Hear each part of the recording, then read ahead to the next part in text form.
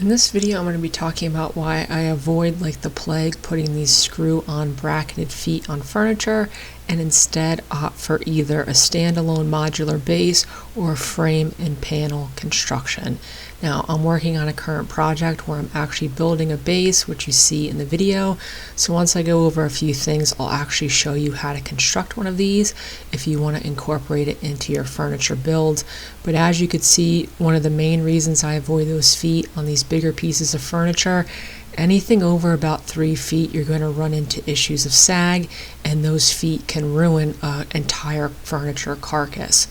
Another example, if you want to avoid those feet, is this is an older project. It's frame and panel construction, which means the legs are incorporated into the design. They go from the floor all the way to the top of where the panel will be, and that, in my opinion, is actually the strongest way to make cabinet frames or cabinet frames with legs, because it's one continuous piece. You don't have to make a standalone base. Now, this is also another older project where I did a much more simple style of base. This is an example of furniture. I avoid doing it, but this is the example of furniture of something that's small enough that if you wanted to use bracketed feet, this is about the maximum size I would do with those bracketed feet. So I'm not necessarily a woodworking snob. I think there's a time and place for everything. As you can see, I decided to do a standalone base for this because that's just the way I like to build stuff. But a smaller piece of furniture like this, something that's only about single wide, you can get away with it. As soon as, like I said, the magic numbers, depending on how heavy the furniture is, a little over 2 feet, definitely no bigger than 3 feet, you're going to run into issues of sag.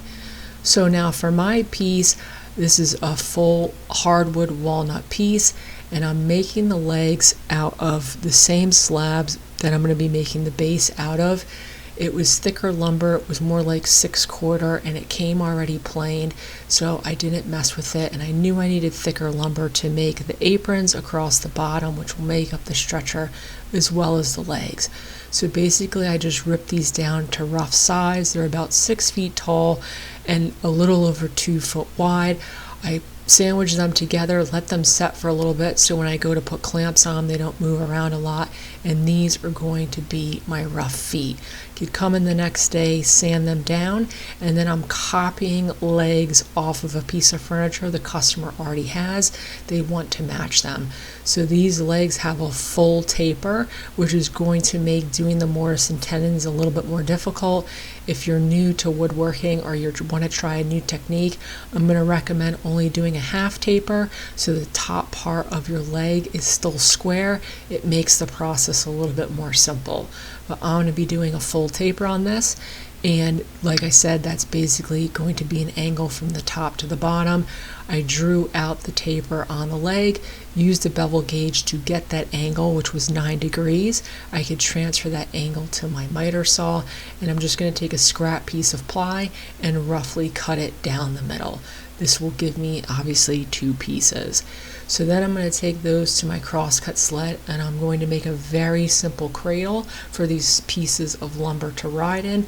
Not only is it going to make the angle true, because I'm using the angled on that plywood screwed into my crosscut fence, but it's going to make it a much safer cut because my legs are already cut to size. They're not very big, so it holds everything in place, and I can get these angles perfect on all of my legs, which will be really important when it comes time to making the tenons for the pieces that will attach to this. So I have the blade all the way up. Like I said, these legs are about 2 inches square, and the taper goes from about 2 inches at the top to about 1 inch at the bottom. So it's a pretty severe taper, and that is one side. Now I'm doing a 2-sided taper, which is very common in furniture. You'll see that on table legs quite often, and it's going to be an inside taper. So the outside is going to stay square on these. The 2 inner edges are the ones that will get the taper. So in order to do the second taper, you can see all I'm doing is I have to flip this over to the other side of the table saw. I already have the line on my piece of material, and I could send it through again. Now, A little tip for people that don't necessarily want to make their own legs, something I will recommend buying online are going to be legs. You can usually find them in the exact style you want. They're almost always made out of hardwood, check because some of them are made out of plastic, and especially for paint grade materials, instead of spending the time to make these, for usually about 20 bucks, you could go buy a set of 4 and you're already good to go. So if this looks a little intimidating at first, chances are if you search enough online, you can find the legs you want already ready to go, and then you just have to mortise and tenon them. So at this point I have everything lined up and marked, and then this is going to be the material that I'm going to be joining into these legs. So these legs need a mortise. Now I have a mortising machine, but because I'm gearing this video more towards beginners, I decided to cut all my mortises on the drill press, which is a machine most people are likely to have over a mortising machine. So all I have is a 1/2-inch spade bit, and the design for this is the edge of that apron or stretcher I'm putting on the bottom is going to be flush with the front of the leg. So you can see that mortise is cheated towards the front, and I put substantial shoulders around the whole edge of this because these legs are already pretty skinny. I didn't want to remove a bunch of material towards the front or the top of the foot. So that's it, just a series of a couple holes using the stops on my table saw drill press fence, and doing it this way I can get 4 of these done. And then after I do the 4, you can see just the way that the angles work out. They're on opposite sides of all the legs. But if I go to flip this over and cut them on the other side, you can see it won't work. But I could flip it around and then move my stops down, and then I could cut the other 4. So that's one of the things about stuff with angles. You usually have to cut half of them, make adjustments, and cut the other half versus square material. Then to clean these up, I'm just using an offcut from when I cut all the tapers. If you don't have a square edge when you're using a vise, it likes to kind of twerk and not hold very well. So I'm just using that wedge to hold it in place. Because this is a hardwood, I could take a chisel, it's not even a super sharp chisel, and clean up all those ripples left behind. Now in order to make the tenons that are going to go into this, I've done this on the radial arm saw and it was a little tedious. So all I did was I took my scrap from when I made the original taper that still has that 9-degree angle on there. I cut down some 2x4s to be the same thickness as my material, and I'm basically going to make a sandwich jig that my walnut could sit in, slide in and out of, so I could cut all of my tenons on the 2 long stretchers front and back, and the 2 side stretchers side to side, the exact same way so everything's true and gets me that perfect angle. If you've ever seen any of my other videos when I make breadboards, this is essentially the exact same jig I use for making the long mortise on breadboards. It just has an angle and is obviously fitting on smaller material. So I just kind of tacked everything together. I screwed it in place. If you want to make your life a little bit easier, you can make one of these tops to come apart. It got a little bit hard to slide these in and out because it is a very tight fit. Some of them I had to hammer in place, but if you make either the top or the bottom detachable, you could just pop them in place and reattach the top. And then, like I said earlier, my tenon is a 1/2 inch. So the beauty of this jig is I could cut the top side, flip it over, and cut the bottom side, and I can very easily narrow in on that 1/2 inch mortise, and it will be perfectly centered in my material. So I'm just using a flush cut trim bit. In my router you can see it has a bearing that's going to ride against the angle of my jig and match it onto the lumber, and I'm just going to get close down to where I need it to be, measure it, kind of sneak up on it. Once I had one of these cut, I could just use that as reference for the rest of them, and then this will pop out of the jig and I have a perfect angled tenon. This the way I decided to do it this time was much easier. If you saw, it was a couple months ago I did this on a different table, and like I said, I used the radial arm saw. It was a much more tedious process. This really took all the math and guessing out of it, much more streamlined, nice results. And then I could go through with a hand saw and just remove my top and bottom shoulders. So now I have that perfect tenon. And because I cut these on the drill press, that means my mortises are rounded at the top and the bottom. You can either choose to square up your mortises with a chisel or round over your tenons. I have a rasp that makes that very quick work, so I decided to do it that way and then test fit my leg in place, and it was pretty much a perfect fit. This was the first one I did, first test fit. You can see it's a little high, so I removed a little bit more material on the tenon, but essentially I got them to fit perfectly. And all of my pieces I'm going to do the exact same way. Once I had the front and the back, I can measure them back to front and do my short ends. Because this is a base, basically it's about a 2-inch overhang on the entire cabinet, something like that. There is some leeway in that. No one's going to bend down and measure and make sure it's 2 inches. So as you can see, I just had my legs set up and then I measured in between my mortises. I accounted for the depth of them, which is about 1.25 inches, and I could cut my 2 sides and add all those pieces. Once I had that rough frame done, I could go in and add all of my supports that will be going on the inside. I'm going to do this with dados. This is a really simple process on the radial arm saw. I have a dado stack in there. I'll cut my centers on both my pieces. What you can't see out of frame is a stop, so that's holding everything in place. And then once I have the centers, all of my other pieces are equidistant from the center, so they were a little over 7 inches.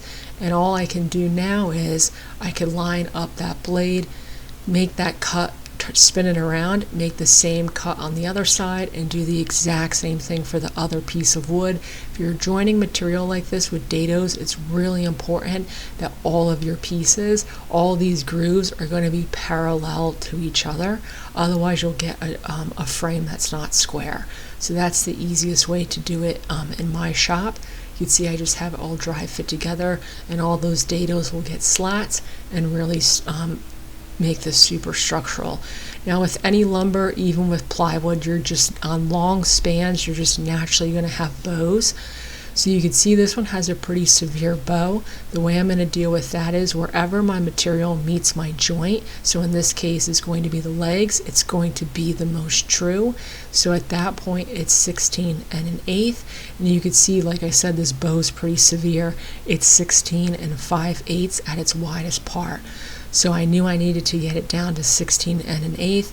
All I did was put a clamp on there and just apply pressure to that clamp until it pulled in that extra 1/2 inch, and that will square up my legs at my long runners. At that point I can measure in between my dado cuts, get a length for that, and then just use some scrap, cut it down to the same thickness. All this inner material is all 3/4, and then I could slide those in place, and you can see just how sturdy this frame's going to be, because then all parts of this frame could attach to the underside of the cabinet. For the legs, I just glued together the 2 short sides, and then I could apply glue to the tenons inside of those mortises and clamp everything in place. Use some ratchet straps to hold it in place. I do this upside down. It's much easier to keep the pieces aligned and perfect, but once it's clamped, I will flip it upside down because it's really important. This table I have has some glue on it, but in general it's fairly flat, and I can make sure that all of my legs are sitting flat on the table. I don't have any teeter-totter issues before all that glue sets. It's still kind of chilly where I live, especially at nighttime, so I let all this set up overnight, took all my clamps off, and then I could lightly sand it and start working on how to attach the cabinet. There's a couple ways you could do this. I usually use some shop-made buttons in order to attach the top. So all I have is a slot cutting bit in my router. I can cut these slots roughly down on the material. I kind of come down a little over 1/4 inch. I'm eyeballing this, none of this is exact measurements. And then once I have those slots, I can just cut essentially rabbets on the end of my material, and then once I have that rabbet, I'll just rip those down to size. They're usually about 1.5 inches, so real simple, 1.5 inches, and then those will get a hole in them as well, so I pre-drill all the holes, and then these little buttons will fit in the slots. And if the upper cabinet moves, you see it can move with the seasonal changes and not split the cabinet. Now, if you don't want to deal with making these picture buttons, I will use these figure 8s.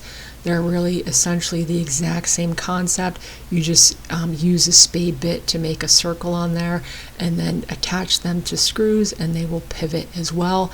I don't love having hardware in the shop because I always forget to order it and then I don't have it when I need it, which is why I started making the other buttons. And now you can see with that solid modular frame, really the sky's the limit with design, and then your cabinet can sit on top of it. It's going to avoid sag in this cabinet, which is going to be a big issue, especially if you're doing doors and drawers, most especially in my case if you're doing inset doors and drawers. Over time with gravity, if you only have legs in the corner without the stretcher, that center cabinet is guaranteed to sag. It'll throw off all your reveals. And if anyone's ever had those bracket feet on furniture, you can drag it across the floor maybe about once before that hardware starts tearing out, because a lot of times these carcasses are plywood and that hardware just doesn't stay in there very well.